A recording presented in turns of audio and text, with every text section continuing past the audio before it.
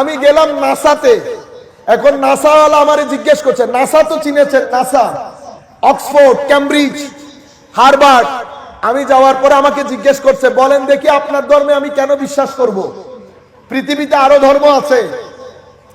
আমি বললাম আমার নবী হাতে ইশারা করেছে তো চন্দ্র দ্বিখণ্ডিত হয়ে গেছে। উনি আমাকে জিজ্ঞেস করলেন, have you observed, have you seen this? তুমি দেখেছো? কি বলবেন তখন? I haven't seen, আমি দেখি নাই। তো you haven't seen, as a Muslim you believe in this, I am not Muslim, I can't believe in it. আমি তো দেখি নাই, আমি কেন বিশ্বাস করব? চন্দ্র দ্বিখণ্ডিত হতে তো আপনি দেখেন নাই, আপনি মুসলমান হিসেবে বিশ্বাস করছেন, আমি এটা বিশ্বাস করি না। ঝামেলা হয়ে গেছে না?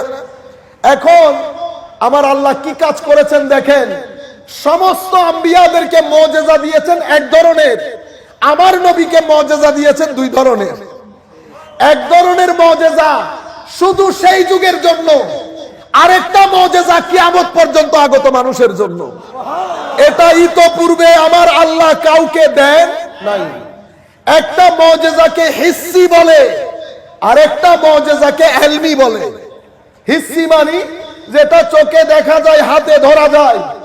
আমার নবী সাল্লাল্লাহু আলাইহি ওয়াসাল্লাম সাহাবায়ে কেরাম যুদ্ধের মধ্যে ছিলেন, পানি সংকট দেখা দিয়েছে, সাহাবায়ে কেরাম আসলেন। আমার নবী বলছেন, কি ব্যাপার, এতগুলো সাহাবী হাতের মধ্যে পানির মস্ক, ঘটনা কি? ইয়া রাসূলুল্লাহ, পানি নাই, খাওয়ার পানি, ওযুর পানি, ব্যবহারের পানি। High high high! আমার নবী সাল্লাল্লাহু আলাইহি ওয়াসাল্লাম নিজের মস্কের মধ্যে হাত ঢুকালেন, হাত বের করার দের সেই দিন রুয়ে জমিন আজীব একটা দৃশ্য দেখলো। আমার নবীর হাত মুবারকের আঙ্গুল মুবারক থেকে অজর ধারায় পানি বের হচ্ছে। সাহাবায়ে কেরাম পানি নিচ্ছে, পানি খেয়েছে, ওযুর জন্য রেখেছে। এভাবে অসংখ্য সাহাবায়ে কেরাম নিজেদের পানির কলসি ভরপুর করে নিয়েছে। বর্ণনাকারীকে জিজ্ঞেস করা হয়েছিল, আপনারা সেদিন কয়জন ছিলেন? উনি বলছেন, কয়জন ছিলেন সেটা রাখো, আমরা যদি লাখ মানুষ থাকতাম, যেভাবে আমার নবীর আঙ্গুল মুবারক থেকে পানি বের হওয়া শুরু হয়েছে, আমরা যদি লাখ মানুষ থাকতাম, রুয়ে জমিনের মধ্যে লক্ষ মানুষ পানির ফোয়ারার মধ্যে ভাসতো আমার নবীর আঙ্গুল মুবারক থেকে।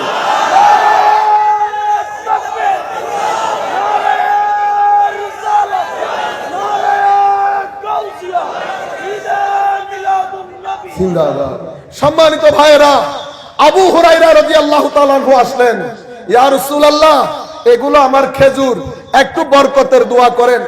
আপনারা আবার কোন কাহিনী মনে করছি বলতেছেন, মনে করতেছেন নি? কোন হাদিস শরীফ বলছি আমি, যেই হাদিসগুলাকে হাদিস শরীফ বলছি এগুলার জন্য আমি জিম্মাদার, এগুলার জন্য আমি জিম্মাদার। এত রেফারেন্স দিয়ে এখান থেকে বলতে গেলে অনেক সময় চলে যাবে, আসল কথাগুলো বলা যাবে না। আবু হুরায়রা রাদিয়াল্লাহু আনহু আসলেন, ইয়া রাসূলুল্লাহ, খেজুরগুলোর জন্য একটু বরকতের দোয়া করেন। কিসের দোয়া? বরকতের দোয়া।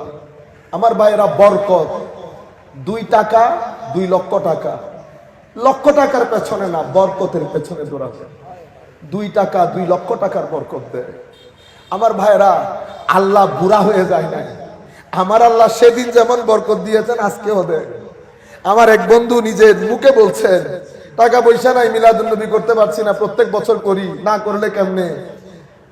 করোনাকালীন সময় তো কি করলাম, 200 পাউন্ড ডেস্কের মধ্যে রাখলাম, রেখে 5 পাউন্ড করে বিসমিল্লাহ করে খরচ করতে শুরু করলাম। হুজুরদেরকে দিলাম, খাওয়া দাওয়ার আয়োজন করলাম। খাওয়া দাওয়ার আয়োজন করার পরে 2-4 দিন পরে ডেস্কের মধ্যে দেখছি আমার 200 টাকা জায়গার মধ্যে, আমার 200 পাউন্ড জায়গার মধ্যে আছে। আমার ভাইয়েরা, সব কিছু আগের মতো আছে, আমরা নষ্ট হয়ে গেছি। আমাদের দিল, কিছু দুনিয়া, কিছু লোভ, কিছু জড়বাদিতা আমাদের ইমানের জমিনকে উজাড় করে দিয়েছে, তাওয়াক্কুল ইলাহি খতম করে দিয়েছে। লোভ এবং দুনিয়াদারি আমাদেরকে সিজদা বিমুখ করেছে। আমরা আল্লাহর কুদরতের কদমে সিজদা দেওয়া ভুলে গেছি, আল্লাহর দরবারে সাহায্য চাওয়া ভুলে গেছি।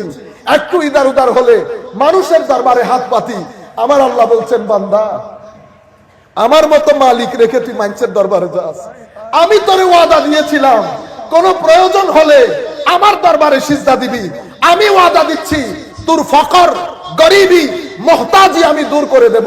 হাত্তা আসুদ্দা ফকরাক আও কামা ক্বালা রাসূলুল্লাহ সাল্লাল্লাহু আলাইহি ওয়াসাল্লাম। বলতে চাচ্ছিলাম, আবু হুরায়রা বলছেন, ইয়া রাসূলুল্লাহ বরকতের দোয়া করে দেন।